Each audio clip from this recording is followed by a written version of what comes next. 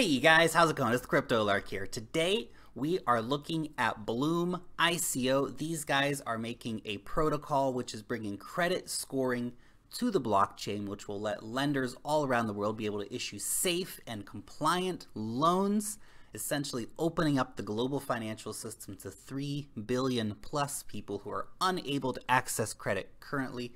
We're going to be looking at what exactly Bloom is trying to do, who the people involved are, what the risks might be, all of that and more after a quick shout out to everyone who has been hitting that like button, and of course everybody who has been subscribing to the channel. If you're not subscribed to the channel yet, button's just down below, go ahead and hit it up. Furthermore, this is an ICO. There is a certain amount of inherent risk in investing in any ICO. Please do your own due diligence before investing your own money. Furthermore, this is not professional financial advice. This is just a dude talking about cryptocurrencies on the internet. And furthermore, the team at Bloom has reached out for me to do a sponsored review of their project. However, I have, of course, reserved the right to do an honest and open review of their project. What follows is that open and honest review. Let's get into it. In order to understand why Bloom is such an interesting project, you actually have to understand the problem first. Let's take the United States as an example. In the United States, the FICO provides the credit scoring for 90% of U.S. loans. This is a monopolistic organization. It's, of course, massively centralized and really makes the market very uncompetitive. Now, as a result of that centralization and basically the debt-based model that they use, you have 26 million Americans who are classified as credit invisible. You have another 19 million Americans who are unscorable. That's a real problem. 1 in 6 Americans can't get credit. That's a crazy situation. Now, because these people don't have credit scores, what happens? They get preyed on. They have to go for informal loans, you know, mafia bosses and stuff like that. But more realistically, they end up going to payday loans, which totally screw people, and particularly the poor. Hispanics, African Americans are definitely unfairly and disproportionately representative of that group of Americans who are unable to get credit scores. It's an absolutely crazy situation. Furthermore, there's of course a high risk of ID theft. Equifax has shown us that the system is broken because the current model is a debt-based model based on you repaying, for example, your credit card or your loan. It excludes people who don't have debt. It excludes people who haven't been, for example, having loans, credit cards, student debt. What if you want to get that? It's really hard. Furthermore, it's not compatible across borders. Say you're an American. You pick up shop, you're moving to France. Back to zero. Fantastic. That is absolutely terrible if you are trying to go to France and start a business. How are you going to get credit cards to run your business? It's really difficult. This has got to be cross-border. Blockchain can offer that. And of course, there are 3 billion people in the world who are unable to get credit cards. That's a shockingly huge number. And 91% of people in developing countries have difficulties getting credit. That is a massive underserved market. The developing world is developing very quickly, and there is a big potential here for the players who can get involved early in that game to become big players in that game. How exactly is Bloom proposing to solve all of these highly pressing problems? Well, the first thing to understand is that Bloom is actually a protocol. They are creating an ecosystem where lenders and borrowers can meet and safely and securely apply for or issue credit. Now there's three main areas to understand here. The first is the Bloom ID. This is a global ID, a federated ID, an ID which is vouched for by third parties. Now this is a model which has been quite popular, for example, in microfinancing. Essentially friends, family, other trusted people from your network can vouch for you. Peer-to-peer staking, if you will. It is also a reusable ID. Now this is really important because this is going to save time and save money for lenders. Currently, lenders all have in-house assessment teams that every time somebody comes and applies for a loan at a different company, they go through the whole process again and again. This would cut down on both of those things for lenders, which I think is going to really be attractive for the lenders to actually come to the platform, because what company doesn't want to save time and money?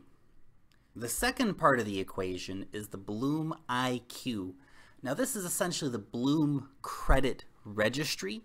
This works on things like your reliability score, your peer score, your past Bloom loans. This even gives the ability of the lender to request data from you, like your bills. This is user approved, so if you don't want to share that information, you don't have to, and it'll be encrypted through to the lender on request. Of course, it's really about user focused data here. Finally, of course, we get our Bloom score. Now this is an updated scoring model bringing in that different real world data, things that aren't accounted for in the current legacy system. For example, with the Bloom score, your starting score will be 10 within the first week. If you can get a certain amount of people to vouch for you, your score will go to a maximum of 20, and so on and so forth from there. People who have not repaid loans or who have proven themselves, for example, to be scammers, they will have a score below 10. Now, this is a multi-phase process to get a higher score, but it is a very effective system. Another interesting piece to the puzzle here is actually the Bloom card. Now they are going to be issuing cards. These will be crypto debit cards, as well as cards that you will be able to build your credit score with to, of course, build a higher Bloom score, which will help you to get and secure loans in the future. It's time to talk about the token. Now, the Bloom token is a utility token. The primary uses of the Bloom token are to secure the network, voting, of course, for the governance, scoring as well for credit scoring, network settlements. Now you can actually use it for payments on the Bloom network. And very interestingly, you'll need to use Bloom tokens in order to invite other people into the network. Now this is a reverse of the model from what you normally see with platforms like this, where you get paid to bring people in. Here it's the opposite. You actually have to put up collateral to bring people in. Now this, of course, prevents malicious behavior. It's a small fee, but if you wanted to, for example, game the system, it wouldn't pay to do it because you have to pay to invite people in. It is a 1-year lockup on your Bloom tokens. You do get that back. It's not a paid out fee. It is a collateral. But it's a very interesting system, and I think it really helps secure the network. Essentially, the Bloom token is the fuel for the Bloom ecosystem. Next up, let's talk about some of the partnerships that Bloom has got on recently. They have been making a lot of partnerships around the space. They've got Karma, they've got Gems, Typing ID, Fundery, PIVX, very interesting, really good use actually here. Partnering up with PIVX, Lenduit, ETHLend, just out of their ICO. Nice to see them making a good partnership as well, and Self-Lender. Now, some of these organizations are bigger than others, and obviously we do want to see Bloom get some really big lenders on board. These are all really good partnerships to have, and I'm excited about these partnerships, but we are definitely looking forward to getting a really big lender in here, one of those multi-billion-dollar lenders that will give some real backing to the Bloom network. thinking about competition, you might think, well, hey, wait a second, IDs, doesn't like Civic do IDs? Well, yes, but they don't do lending, they don't do credit scoring, so it's something a bit different. And you might think, well, hey, wait a second, doesn't Salt do lending? Again, Bloom's not doing the lending. In fact, someone like Salt would be a great partner for Bloom. They could actually be using Bloom's credit score services. And there's already a micro lending service planned as a district over on District OX. So there's lots of space in here for partnerships, for people to come in. Again, it is a protocol. They're creating an ecosystem here. So people need to come to that. We are seeing some partnerships coming already. Obviously, we want to see more, and more will come over time. This is just the start, of course. Next up, let's talk about the team, because as you guys know, one of the things that is so important in investing in ICOs is, of course, to have a good team backing the project. Now, the core team, they are all people from Stanford. Jesse here, he has started a company called NeoReach, which is providing analytics for Fortune 500 companies. Right on down the line, really great list of experience here, and I am very impressed by the people they've managed to attract here as advisors. Really, really stellar people on board. Joey Krug, co-founder of Augur. Luis, co-founder of Aragorn. Jeffrey, partner over at Experian, which is one of the big credit reporting agencies. We have Meg, she is the CEO of Shift Payments. Interesting. We have Joseph, the co-founder of District OX. Wow, some really, really great people on board here, and David from Infinity Media too. So not only does the team have the right experience in starting businesses, they've also got some really great people from around the tech space on board. So it's very, very interesting here. I think we got a really strong group of people to start the project off. It's time to talk about the roadmap. Now, if you look down the roadmap here, this is an updated version that they've posted quite recently. They're actually ahead of schedule on quite a few different things. Working with 5 initial lending partners, for example, that's ahead of schedule. Now, the one thing to really note here is that there are a lot of new partners coming. Obviously, until those deals are finalized, they can't announce anything, but they will be obviously onboarding a lot more lenders as we move forward. But if you go down here and get into the real meat of the thing, we see that things like, for example, Bloom ID, Q1, credit staking, Q1, Bloom Score and Bloom IQ, Q2. So live loan trials, mid to late Q2 2018. App released late Q2 2018.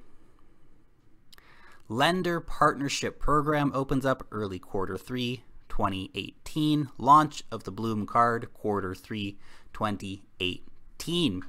So what we see here, they're already ahead of schedule. I hope that they will keep ahead of schedule on those things. The card might be, of course, tricky. As we know, around the space, we've seen a lot of difficulty with cards recently being issued.